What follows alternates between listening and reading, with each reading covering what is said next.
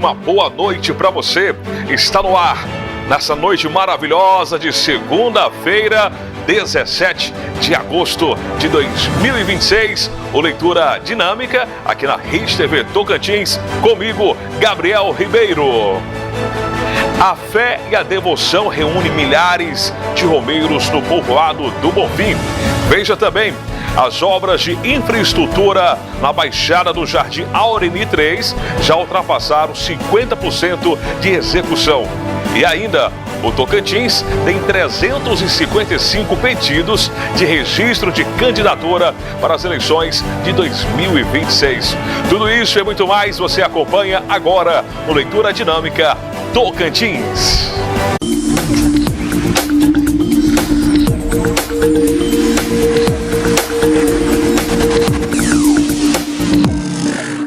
A Arquidiocese de Palmas realizou no sábado a 10ª edição do Círio de Nazaré. Este ano, a celebração também marcou os 30 anos da Arquidiocese. Confira os detalhes com Gisele Nascimento. Tradição e cultura marcaram a 10ª edição do Círio de Nazaré, em Palmas. A programação reuniu fiéis em uma procissão que começou pelas águas e terminou com a celebração na Catedral Metropolitana. O Círio chegou à 10ª edição aqui em Palmas, reunindo histórias de fé e devoção. E para quem acompanha essa tradição, cada procissão carrega também uma experiência. A programação começou com a procissão fluvial, que saiu de Luzimangues e seguiu até o Pier 14, em Palmas. De lá, os fiéis continuaram o percurso em carreata até a Casa de Maria, Rainha da Paz. Depois da carreata, os devotos seguiram em procissão até a Catedral Metropolitana do Divino Espírito Santo, onde foi celebrada a Santa Missa. Neste ano, a celebração também ganhou um símbolo próprio, uma imagem de Nossa Senhora de Nazaré, preparada especialmente para a Arquidiocese de Palmas. O manto da imagem traz referências à identidade tocantinense, como o jalapão e o capim dourado, aproximando a tradição do Círio da cultura regional. Padre José Ney, da região sul de Taquaralto, matriz Nossa Senhora Aparecida, falou o que representa chegar à 10ª edição do Círio de Nazaré em Palmas e como a celebração deste ano se relaciona com os 30 anos da Arquidiocese e também um pouco sobre esse novo manto de Nossa Senhora de Nazaré. A tradição do Círio é muito forte na nossa região norte e em Palmas tem se consolidado ao longo do tempo essa devoção. Esse ano, de modo muito especial, o Círio de Nazaré vem celebrar os 30 anos também da Arquidiocese. Por isso a imagem do Círio, ela traz esse manto, né, com essa especial celebração. E hoje, junto com o Círio, estamos também celebrando o Dia do Católico. Então é uma grande festa para nós e reforça essa nossa devoção à Nossa Senhora, a Mãe de Jesus. Os elementos do Tocantins nos aproxima ainda mais dessa devoção. A devoção à Mãe de Deus, a Nossa Senhora de Nazaré, ela é universal. Mas quando nós encontramos no manto elementos nossos, né, nos colocamos também em meio a essa devoção. A programação também aproximou fé e cultura. Após a missa, o público acompanhou o lançamento do Boi de Palmas e o show musical de Eugênio Jorge na Praça dos Girassóis. Maria que fez o Cristo falar, Maria que fez Jesus caminhar, Maria que só viveu para ser Deus, Maria do povo meu. Ave Maria.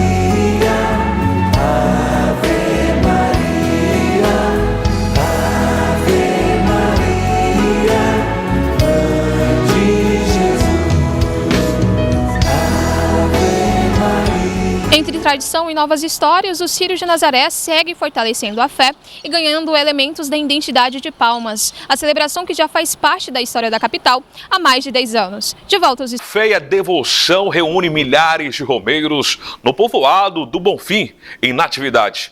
durante o festejo do Senhor do Bonfim. A celebração, que começou há quase 3 séculos, atrai fiéis do Tocantins e de outros estados em busca de agradecer graças alcançadas, e sem dúvida você vai conferir agora com ele, Ítalo Bruno. Depois de 4 anos distante, Maria Inês Mendes voltou ao povoado do Bonfim na atividade para cumprir mais uma vez o seu compromisso de fé. Moradora de Tucumã, no Pará, ela retornou ao local para participar da Romaria do Senhor do Bonfim e agradecer por uma graça alcançada. Essa é a 5ª participação de Maria Inês na tradicional celebração que ocorre entre os dias 6 e 17 de agosto. Para ela, o reencontro com o festejo representa mais uma viagem e a renovação de uma devoção construída ao longo dos anos. Tenho muita fé no Senhor do Bonfim, afirmou a romeira. A trajetória de Maria Inês representa de milhares de devotos todos os anos chegam ao povoado para agradecer, fazer pedidos, pagar promessas ou simplesmente fortalecer a fé. Vindo de diferentes municípios do Tocantins e também de outros estados, os romeiros enfrentam uma longa viagem para participar das celebrações do Santuário Diocesano do Senhor do Bonfim. Durante o período do festejo, no pequeno povoado localizado em Natividade, a aproximadamente 270 quilômetros de Palmas, ganha um movimento de intensa movimentação. Os devotos chegam de diferentes formas, incluindo a pé, de carro, ônibus e a cavalo, mantendo uma tradição religiosa transmitida entre gerações. Uma história que começou no século XVIII. A devoção do Senhor do Bonfim tem origem em 1750, de acordo com a tradição preservada pela comunidade. Uma imagem de Cristo crucificado foi encontrada por um vaqueiro em uma área rural da região. A descoberta teria dado início à peregrinação de fiéis ao local. Com o crescimento da devoção e movimento religioso, ajudou a formar e desenvolver o povoado do Bonfim, que passou a ter sua identidade diretamente ligada à fé dos romeiros. Em 2026, o festejo do Senhor do Bonfim recebeu reconhecimento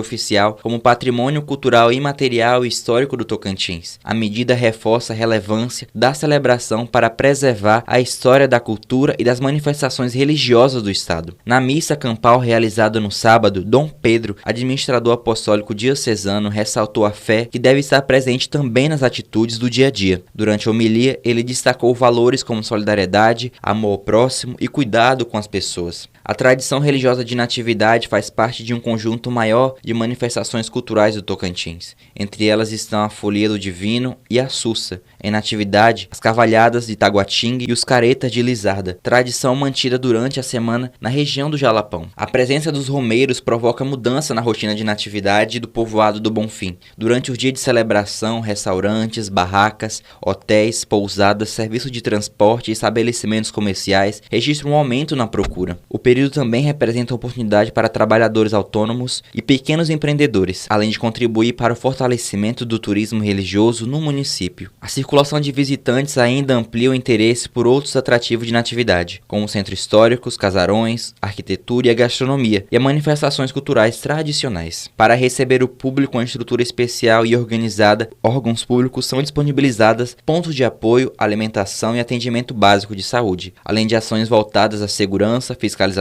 trânsito e atendimento de ocorrência. A operação conta com a atuação das Polícia Civil e Militar, Corpo de Bombeiros, Departamento Estadual de Trânsito do Tocantins e outros órgãos envolvidos na organização do festejo. Entre milhares de pessoas que chegam ao Bonfim, cada romeiro traz consigo uma história ou um pedido de agradecimento. Para Maria Inês, o retorno depois de 4 anos representa oportunidade de renovação e fé para agradecer. Para a comunidade e presença de cada visitante, ajuda a manter viva uma tradição que começou há quase 300 anos e continua atravessando gerações. Esse texto é um apoio de AF Notícias.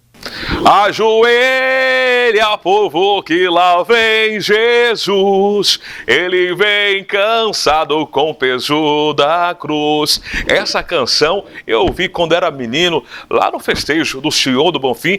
Eu e minha avó ia todos os anos. Produção, tem uma foto aí? Eu e minha avó? Tem, né? Olha só, gente. Olha como eu era bonito. Não, eu continuo sendo, né? Mas eu era menininho, né? Criança ao lado aí da imagem do Senhor do Bonfim, justamente com a minha avó. Realmente faz relembrar, né, a minha infância ali no Senhor do Bonfim. E as emoções, Isaías, volta para mim aqui. Você fazia, sabe o quê? Uma farofa. Eu não, minha avó. Uma farofa. Era de frango. Aí na beira ali do rio, na ponte, a gente parava para comer a farofa com melancia e abacaxi. E eu ia de gaiola, viu? era carro de boi. O seu Raimundo era o vizinho, ele preparava lá, jogava palha de arroz, né? Colocava o papelão e a gente saía de Gurupi para o show do Bonfim, ficava uma semana nesse festejo que é história em nosso estado. As obras de infraestrutura na Baixada do Jardim Aureni 3 e no loteamento Machado, em Palmas, já ultrapassaram 50% de execução. Confira os detalhes com Maria Eduarda. É isso mesmo, as obras de infraestrutura na Baixada do Jardim Aureni 3 e no loteamento Machado, executadas pela CEAB, já ultrapassaram 50% de conclusão. As obras já chegaram a 54,32% de execução. Os serviços incluem drenagem pluvial, instalação de bueiros, pavimentação asfáltica e construção de meio-fio em diferentes vias da região. No loteamento Machado, os trabalhos estão na reta final. Moradores acompanham de perto as melhorias e destacam as mudanças provocadas pela chegada do asfalto. Para quem vive na região, a obra representa o fim de um problema que durou anos. Nesta sexta-feira, 14, as equipes atuaram em diferentes trechos com serviços de terraplanagem, instalação de bueiros de travessia, bocas de lobo e preparação das vias para receber o revestimento asfáltico. O projeto contempla 104 mil metros quadrados de pavimentação asfáltica, além da implantação da rede de drenagem para o escoamento das águas da chuva, bueiros, meio-fio e sinalização viária. A expectativa é melhorar a mobilidade e a infraestrutura para os moradores da região. Moradora da região comemora a infraestrutura concluída e destaca que melhorias facilitam o dia a dia da comunidade. De volta. No Comer encerra a programação com atividade lúdicas e lanche coletivo no CEMEI Pequeno Príncipe. Programação reuniu experiências pedagógicas, degustações e contação de histórias, rodas de conversa e atividades sociais. Confira os detalhes com Gisele Nascimento. Para ser exatamente isso, a Prefeitura de Palmas, por meio da Secretaria Municipal de Educação, a CEMED, encerrou na última sexta-feira, 14, a programação da Semana do Comer, realizada nas unidades educacionais municipais daqui de Palmas. Durante toda a semana, os CEMEIs e escolas que atendem a educação infantil promoveram atividades pedagógicas voltadas para estimular nas crianças a descoberta de novos sabores e a formação de hábitos alimentares saudáveis desde a infância. Ao longo da semana, a alimentação foi trabalhada de forma lúdica, integradas às experiências pedagógicas, aproximando o tema da realidade das crianças de cada unidade educacional.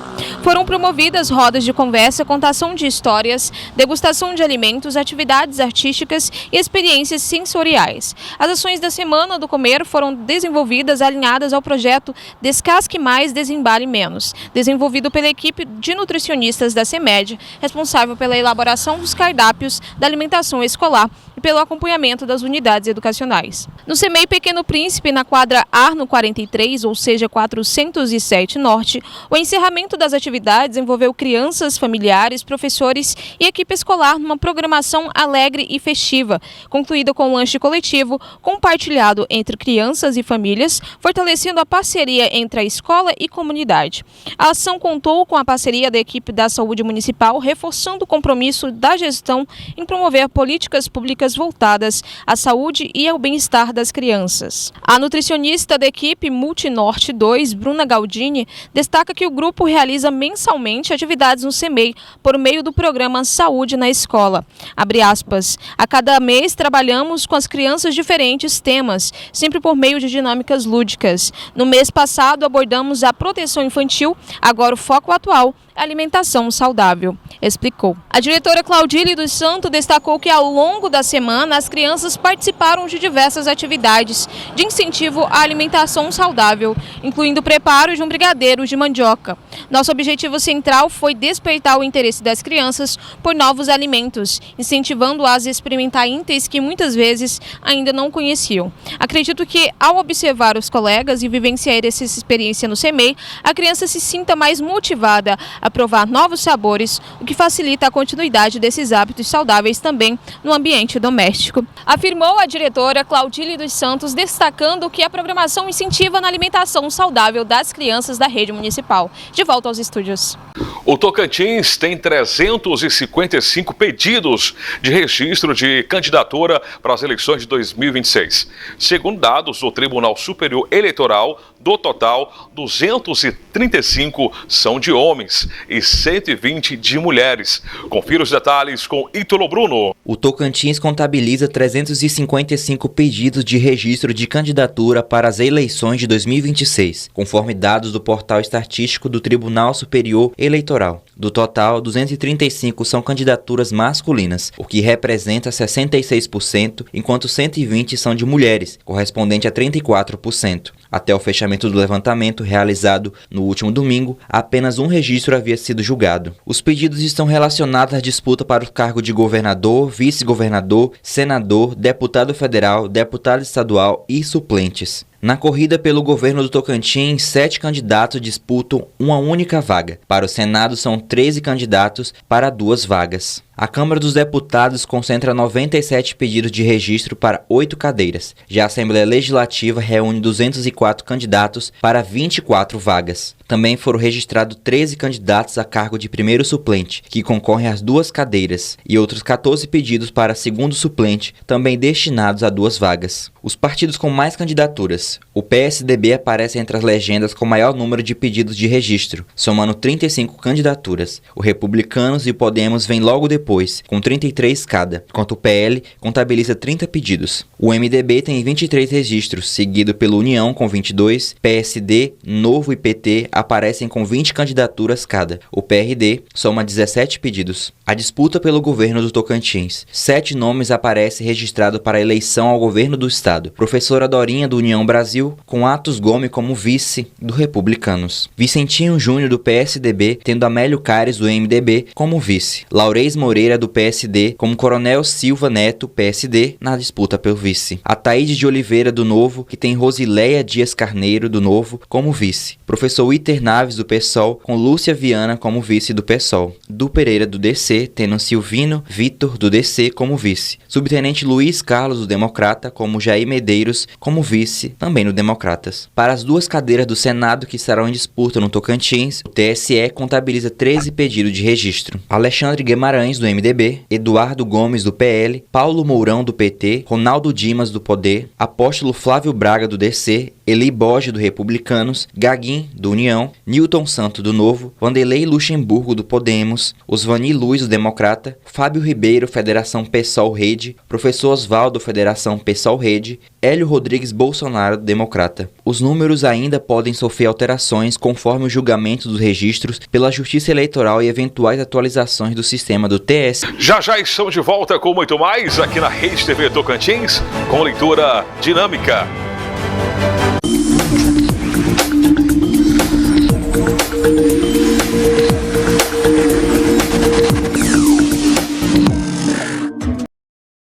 Você já deixou de sorrir por insegurança? Na Clínica Visale, acreditamos que um sorriso vai muito além da estética. Devolve autoestima, confiança e muda histórias. Transformamos sorrisos com naturalidade, segurança e excelência. Lentes, implantes, clareamento, ortodontia. Tudo para você sorrir com confiança. Clínica Visale. Não é só sobre dentes, é sobre se sentir bem com você. Na Oakberry, o açaí vai além do sabor. É sobre fazer escolhas melhores todos os dias. Sem corantes artificiais e apenas conservantes naturais. Você cria sua própria experiência. Receitas prontas ou montadas do seu jeito, com toppings ilimitados. Entre bowls e smoothies. São infinitas possibilidades com milhões de boas escolhas. Existe açaí e existe Oakberry. Quem compra no Quarteto sabe que vai encontrar tudo assim, ó, nos trinques. Nossa, que organizado. Cada escolha que a gente faz aqui é pensando no que você vai viver depois. Esse pãozinho tá no capricho, viu? O capricho começa no Quarteto. Ganha vida quando chega na sua casa. Caprichou no ponto, hein? Ele passou pela bola. Olha o lanche, gente. Que lanche caprichado. No Quarteto, tudo é feito no capricho. Quarteto Supermercados. Aqui você compra mais. Você linda todos os dias. A Fast Escova é a solução da mulher moderna que não tem tempo a perder. Contamos com o melhor time de profissionais para prestar um excelente serviço em beleza. Atendimento rápido, descomplicado e sem hora marcada. Com uma vasta lista não apenas de serviços, como também produtos para te deixar linda todos os dias, priorizando o que realmente importa. Afinal, não existe hora para ficar linda. Lugar sim.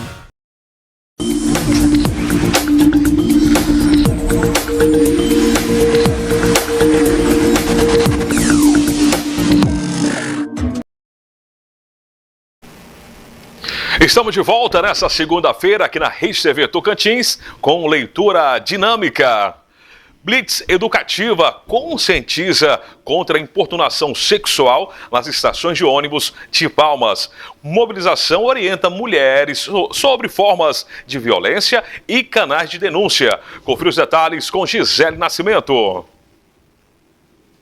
Olha, isso mesmo, a Secretaria Municipal da Mulher realizou na tarde da última quinta-feira, 13, uma ação de conscientização ao combate à importunação sexual dentro dos transportes coletivos públicos da capital. A Blitz Educativa Meu Busão ocorreu nas estações de ônibus de Palmas e levou orientação aos usuários sobre os tipos de violência e como as mulheres vítimas podem denunciar o crime. A mobilização faz parte da campanha Agosto Lilás, que tem como objetivo o enfrentamento à violência contra a mulher e prever diversas ações ao longo do mês. Durante a Blitz Educativa, equipes da CEMUP e da Casa da Mulher Brasileira estiveram nas estações Javaé, Xerente, Xambioá e Apinagé, onde entregaram materiais com informações sobre o que pode ser considerado como importunação dentro dos ônibus. A secretária municipal da Mulher, Shayla Félix, destacou que esse tipo de crime pode acontecer em espaços do cotidiano, por isso a inclusão dentro do Agosto Lilás. Abre aspas, estamos levando informações diretamente aos locais onde muitas mulheres vivenciam essas situações, para que elas saibam identificar a violência e entendam que não estão sozinhas. Nosso principal objetivo é orientar, acolher e reforçar que qualquer ato sem consentimento deve ser denunciado, afirmou a secretária. Na estação Xerente, no Aurene 3, estudante Camila Furtuoso da Silva, de 24 anos, elogiou a ação e falou sobre a necessidade de informar as mulheres. Abre aspas, acho de extrema importância que seja divulgado, principalmente em lugares abertos, como as estações de ônibus, justamente porque é um local que tem grande fluxo de pessoas, não só para mulheres, mas também conscientizar os homens, comentou. Para a cuidadora de idosos, Valdenise Gabino de Souza, as mulheres precisam de informação devido ao grande número de casos de violência contra as mulheres. Abre aspas, é muito importante essa conscientização para cada uma de nós, mulheres, que podem passar por essa situação e tem que haver mais rigor na lei, opinou. O crime de importunação sexual está previsto no artigo 215-A do Código Penal e prevê uma pena de 1 a 5 anos de reclusão em caso de condenação. A importunação sexual dentro do ônibus pode ocorrer de diversas formas, principalmente por atos de caráter sexual não consensual praticados contra a vítima, contato físico forçado, ameaça ou intimidação. Olha só, a CEMUP destaca que qualquer mulher que se sentir vítima a esse tipo de ação pode acionar a Guarda Municipal pelo número 153, a Central de Atendimento à Mulher 180 e a Polícia Militar 190. De volta aos estúdios. O TCETO rejeitou as contas do Fundo Municipal de Educação de Axixá, referentes a 2024. O município aplicou 13,86% da receita em educação, abaixo dos 25% exigidos pela Constituição. O tribunal também apontou um déficit de quase 4 milhões de reais. Confira os detalhes com Ítalo Bruno. O Tribunal de Contas do Estado do Tocantins rejeitou as contas do Fundo Municipal de Educação de Axixá do Tocantins, referentes ao exercício de 2024, após identificar uma série de irregularidades na gestão de recursos públicos. Entre os principais problemas apresentados estão investimentos de apenas 13,86% da receita de imposto e transparência na manutenção e desenvolvimento do ensino. O percentual ficou abaixo do mínimo constitucional, de 25% exigido dos municípios. O tribunal também identificou um déficit financeiro global de 3,9 milhões, além de problemas em diferentes fontes de recursos e inconsistências nos registros contábeis. A ex-gestora do Fundo Municipal de Educação, Antônia Daniela Castro Araújo, foi multada em R$6 mil. Ela e o contador Rogério Cardoso dos Santos foram considerados réveis por não apresentarem defesas dentro do prazo estabelecido. Outro apontamento foi o baixo registro de contribuições patronais ao regime geral de previdência social, com índice de apenas 0,52%. O TCE também determinou que a atual gestão adote medidas para evitar evitar novos déficits, cumpra o investimento mínimo de 25% na educação e regularize as contribuições previdenciárias. Também deverá justificar adequadamente eventuais cancelamentos de registros contábeis. A decisão foi tomada por unanimidade pela segunda Câmara do Tribunal e ainda pode ser contestada por meio do recurso previsto na legislação. O homem acusado de matar o vizinho após uma briga de casal em condomínio de Palmas vai a júri popular. O caso será analisado pelos jurados, que vão decidir sobre a responsabilidade do réu no crime. Confira os detalhes com Bruna Moura. É isso mesmo, um homem acusado de esfaquear e matar o Everton Coelho da Luz será julgado pelo Tribunal do Júri em Palmas. A decisão foi tomada nesta quinta-feira, dia 13, pelo juiz Clédson José Dias Nunes, da primeira vara criminal da comarca de Palmas. O crime aconteceu na madrugada de 25 de maio de 2020, dentro de um condomínio na capital. O acusado responde por homicídio qualificado. Segundo a denúncia, o crime teria sido cometido de uma forma que dificultou a defesa da vítima. Na decisão, o juiz considerou que existem provas da ocorrência do crime e indícios suficientes de que o acusado seja o autor. Com a pronúncia, o caso agora será levado ao Tribunal do Júri.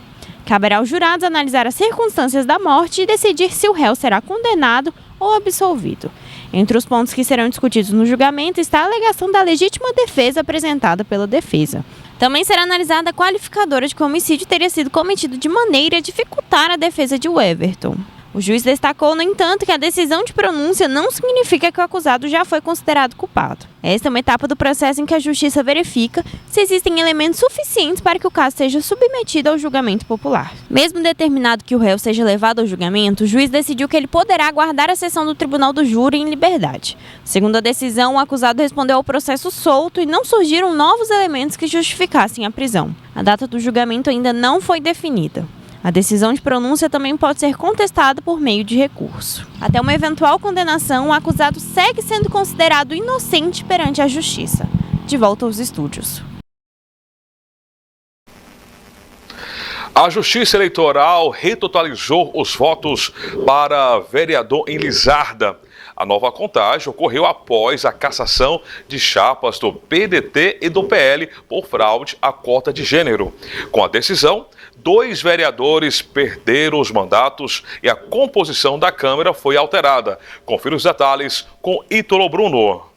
A Justiça Eleitoral realizou na última quinta-feira a retotalização dos votos para vereador em Lizarda, na região leste do Tocantins. A nova contagem ocorre após decisão do Tribunal Regional Eleitoral do Tocantins, que cassou os demonstrativos de regularidade dos atos partidários do Partido Democrata Trabalhista e do Partido Liberal, em processo que apontou a fraude à cota de gênero. Com a decisão, também foram cassados os diplomas dos candidatos vinculados a chapas declaradas inelegíveis pelo período de 8 anos, Luziane Nunes de Souza, PDT, e Rosimere Rocha Amaral, do PL. Os votos recebidos pelas chapas foram anulados e a Justiça Eleitoral determinou a realização de uma nova contagem. Após a retotalização, 2 vereadores perderam os mandatos. As cadeiras deixadas por eles serão ocupadas por candidatos de outras siglas, alterando a composição da Câmara Municipal de Lizarda. A defesa dos vereadores informou que recorreu ao Tribunal Superior Eleitoral. Com a decisão do TRE, segundo os advogados, o fato de uma candidatura ter recebido poucos votos ou realizado uma campanha de menor estrutura não é suficiente por si só para caracterizar uma candidatura fictícia. O recurso já foi admitido pela presidência do TRE Tocantins e aguarda análise do TSE. A defesa afirma que pretende reverter a decisão e recuperar os mandatos. A nova composição da Câmara passa a contar com 9 vereadores. A retotalização dos votos, no entanto, poderá ser alterada novamente pelo Tribunal Superior Eleitoral,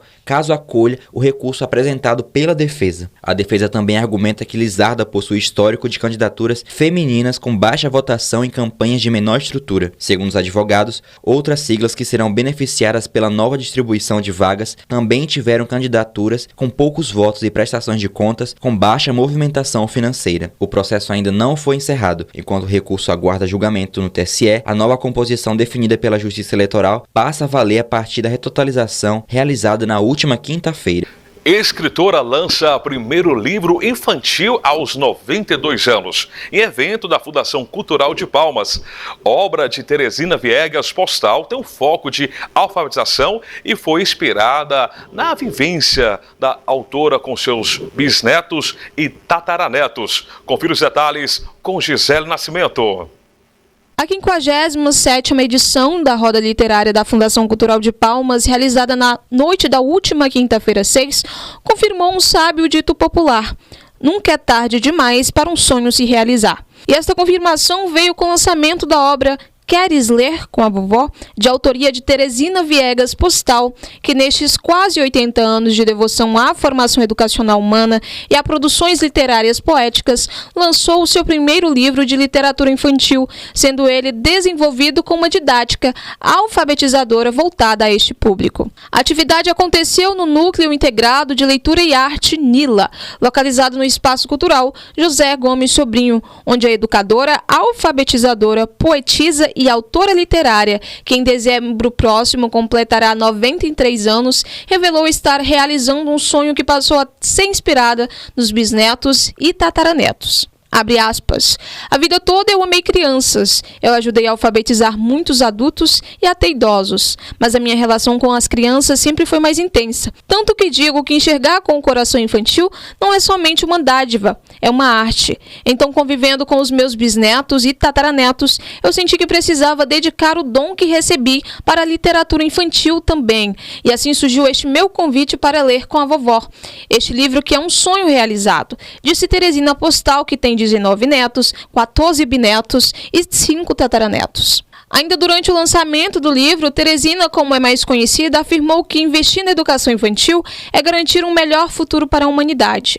Abre aspas, eu já passei por diversas gerações e vejo que hoje, com as tecnologias eletrônicas entrando cada vez mais cedo na vida de todos, com conteúdos nem sempre tão positivos, é ainda mais necessário dedicarmos um olhar mais atencioso e carinhoso às nossas crianças, sendo a educação e a arte fundamentais aqui como um instrumento de formação cidadã. E nós temos de cuidar das crianças, pois elas são o futuro de todos nós, enfatizou a escritora. Essa edição do Leitura Dinâmica Tocantins está chegando ao fim.